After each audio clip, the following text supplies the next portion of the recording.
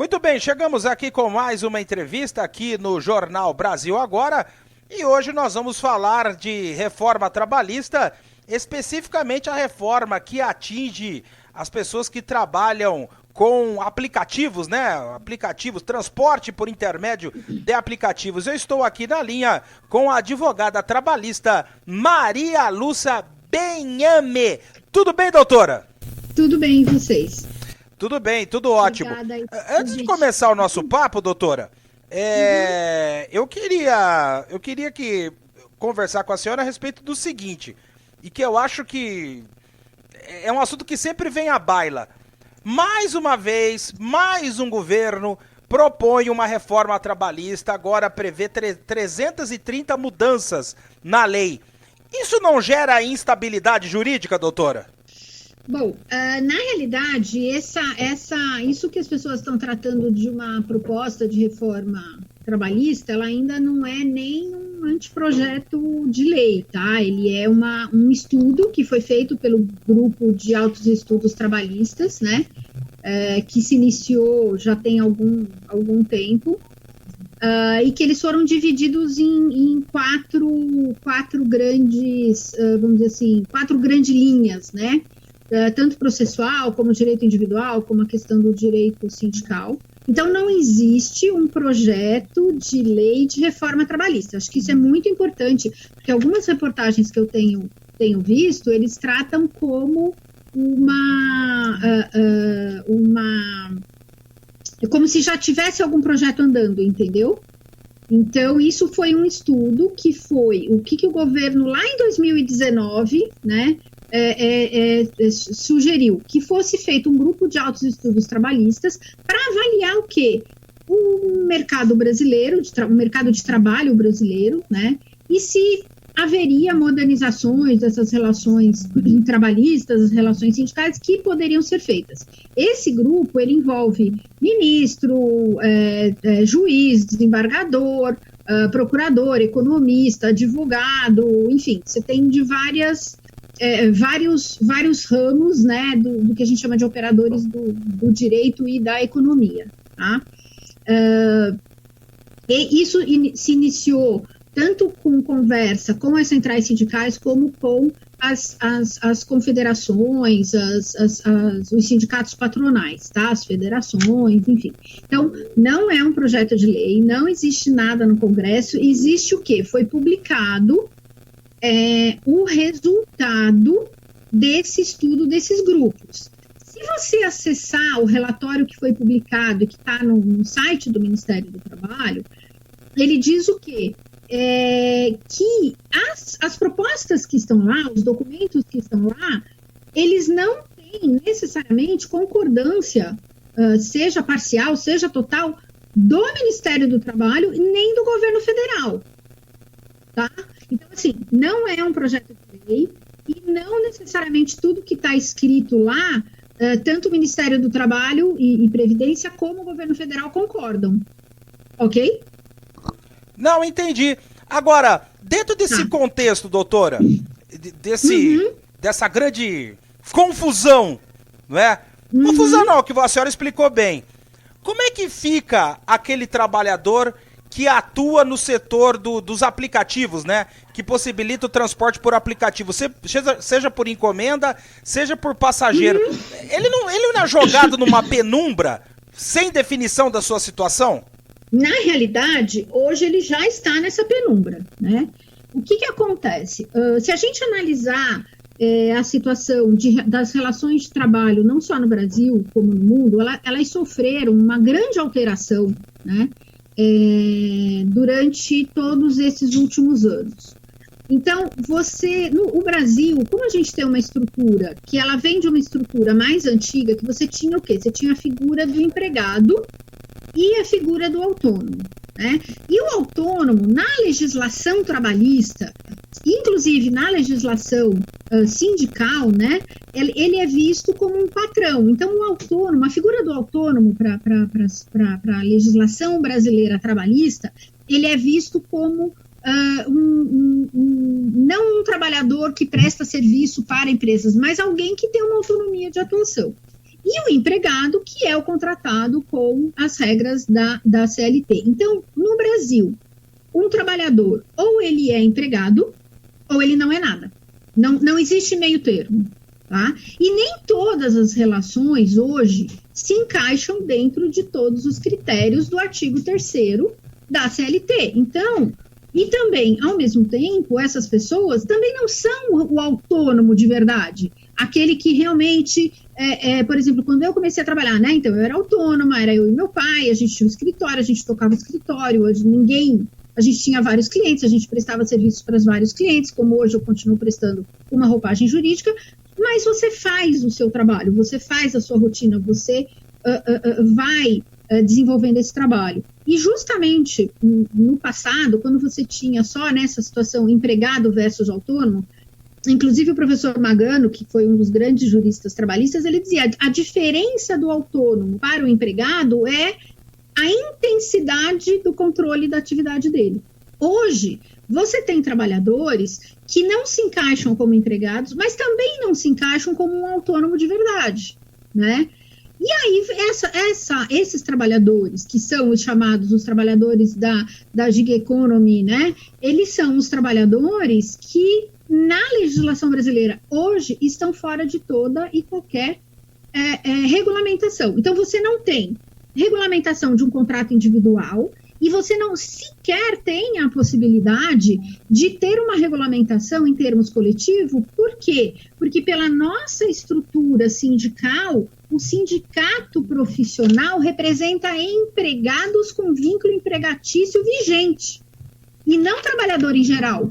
Se você analisar, por exemplo, o cadastro, né, que existe o Cadastro Nacional das Entidades Sindicais, então se você procurar o cadastro do Sindicato dos Motoristas Autônomos de Caminhão, ele tem um registro de sindicato de categoria econômica, categoria patronal.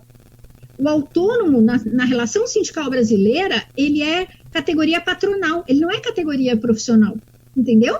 Então, você tem um buraco muito grande entre essas duas figuras, que você precisa preencher de alguma maneira. Então, eu preciso pensar esta relação de trabalho, encontrar formas, né, de ter uma proteção social para esse tipo de trabalho, que não é empregado e que não é autônomo. Isso a gente não tem. Isso realmente precisa ser pensado. Então, esse limbo que você falou, eles já estão hoje. E não dá para amenizar a situação dessas pessoas nem com a categoria de microempreendedor individual, doutora? Então, os que optaram, e vários se inscrevem como microempreendedor individual, MEI, né? Vários se inscreveram, inclusive vários motoristas de aplicativos. E quando eu falo motoristas de aplicativo, justamente porque normalmente eles não trabalham por um aplicativo só, né? Trabalham com vários. Eles são MEI, eles podem ser MEI, e eles podem tanto pagar só como MEI, como você pode pagar aquela complementação, né, para ter mais direitos previdenciários, enfim, e isso hoje já é possível. Entendi. Agora, doutora, tem algum país que pode servir como referência para dar um tratamento digno para aqueles que atuam como motoristas de aplicativo? Então, em todos os países, se você analisar, você tem as mais diferentes decisões, tá? Então, você tem, não países, mas, por exemplo, a Califórnia, ela tem uma tentativa de uma legislação de enquadrar como um empregado ou como um trabalhador com mais direitos, né? Como você tem, às vezes, decisões em outros países que não. A Itália hoje já está com decisões mais favoráveis a ter uma proteção mais forte. Eu acho que é um caminho, tá? Você ter uma legislação que gere e acho necessário que você tenha uma legislação que gere uma proteção social para esse trabalhador, tá? Não só a previdenciária na figura de um MEI, por exemplo, né, como hoje já é possível, mas outros tipos de garantia que precisam ser pensados, né, que você precisa analisar, porque assim, não adianta você querer criar uma legislação e enfiar uma figura que é redonda dentro de um quadrado, não vai funcionar, né? Alguma coisa vai caber, alguma coisa não vai caber. Então, eu acho muito importante que se inicie de maneira séria essa discussão. Eu escrevi um artigo com uma colega minha, pensando em como essa população pode ter uma proteção coletiva, já que a legislação sindical hoje os exclui totalmente, né, da representatividade, que é através das próprias associações. Então, nada impede que esses trabalhadores de plataforma criem associações, como já existem hoje, e que essas associações busquem negociar condições de prestação de serviço com as plataformas, com as empresas com quem eles têm uma relação de trabalho, entendeu? Que, aliás, a associação foi, né, até antes da Constituição de 88, a associação era o caminho obrigatório para existir um sindicato. Então, quem sabe, é um caminho hoje plenamente possível dentro do arcabouço jurídico que a gente tem, inclusive civil, não só trabalhista, mas civil, né? Pode ser usado, quer dizer, as associações podem se fortalecer e começar a exigir condições de trabalho que eles entendam que é adequada para eles, entendeu? Eu acho que as pessoas precisam aprender a pensar não só no que seria um futuro idealizado, mas vamos resolver esse problema, enquanto a gente pensa no futuro, vamos tentar resolver com o que a gente tem hoje, né? Então, hoje, do ponto de vista individual, eles estão mais fragilizados? Sim. A única forma dele ter uma proteção, vamos dizer assim, de previdência é através do MEI? Sim, porque o facultativo não pode ter atividade econômica nenhuma, né? E na questão coletiva, eles podem se unir em associações, e claro que a associação, quanto mais associado ele tiver, mais força ela vai ter, e ela vai ter força para negociação de condições de trabalho, entendeu? Doutora, agora uma pergunta. Eu sei que no começo da febre, né, em que tínhamos motoristas por aplicativo no Brasil, alguns entraram na justiça para reivindicar vínculo empregatício e para ter direito a todos os direitos trabalhistas, né, para ter acesso a todos os direitos trabalhistas. Como é que está essa situação hoje? A justiça enxerga com uma outra visão ou continua dando ganho de causa? Não, você tem decisões nas duas linhas, né? O TST tem mantido mais um entendimento de não haver vínculo empregatício. Alguma das situações em que as pessoas dizem, não, ele é empregado por causa disso, eu não sei se vocês já tiveram acesso à legislação do taxista na cidade de São Paulo. A legislação proíbe que você não atenda um passageiro. Então, o taxista em São Paulo que recusar a viagem, seja porque ele não quer ir para aquele lugar, seja porque ele não quer receber aquela pessoa, ele vai ser punido pela prefeitura. Existe inclusive um procedimento administrativo. Na legislação, eles são obrigados a fazer um curso, e nesse curso é indicado para eles a roupa que eles podem usar, dependendo do tipo de táxi que ele dirige, o tipo de roupa que ele é obrigado a usar. Se ele não usar, ele vai ser punido. A conduta dele dentro do táxi, a conduta dele prestando serviço. Então, assim, esse controle, ele existe mesmo no serviço como de táxi. Então, só isso não é suficiente para virar empregado, entendeu? Entendi. Quer dizer, é algo muito complexo, né, doutora? É muito, por isso que não adianta, não existe uma situação, assim, eu tô nessa área consultiva trabalhista há quase 35 anos, né? Se você não está em constante estudo, e você não está em constante estudo olhando uma realidade, não dá para você pensar relações de trabalho que não existiam, atividades empresariais que não existiam, olhando no retrovisor como era verde o meu vale, entendeu? Não vai funcionar. É verdade. Agora, para encerrar, doutora, diante dessa experiência que a senhora tem, atuando na área trabalhista, também envolvendo toda essa questão dos motoristas de aplicativo, como é que a senhora analisa a CLT? Ela é necessária realmente? É uma legislação moderna? É atrasada? O Brasil precisa de algo